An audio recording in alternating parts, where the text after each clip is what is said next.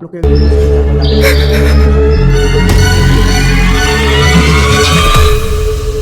साथियों, यादव पिता जगदेव यादव के इस घर में आतंकी हमले में खेत में भैंस चराने गया था, किसी ने अपना बेटा खोया, वोल्ट से करंट लग गया। आप लोग तस्वीर में देख रहे हो किसी ने अपना भाई खोया, भैंस को करंट लगा, वो तो भैंस मर गया। किसी ने अपना जीवन साथी खोया। करंट लगा।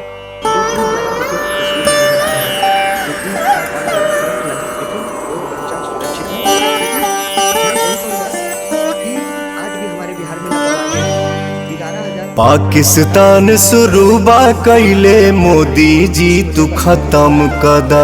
पाकिस्तान शुरूबा कैले मोदी जी तू खत्म कदा। अमित शाह जी आतंकवाद के दुनिया से ही कम कदा। दुनिया से ही कम कदा, दुनिया से ही कम कदा। धरती माई के लागल मंगिया में आग हो। सिनुरा सुहाग हो भारत के भाग हो। सिनुरा सुहाग हो भारत के भाग हो।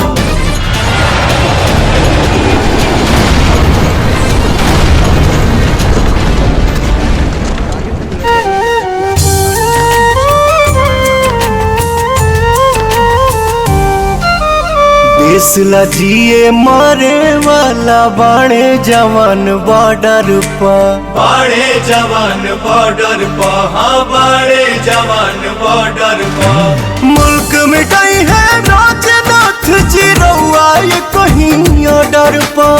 रउआ कहीं ऑर्डर पर। घर में घुस के मारे वाला फौजी विभाग हो। सिनुरा सुहाग हो भारत के भाग हो। सिनुरा सुहाग हो भारत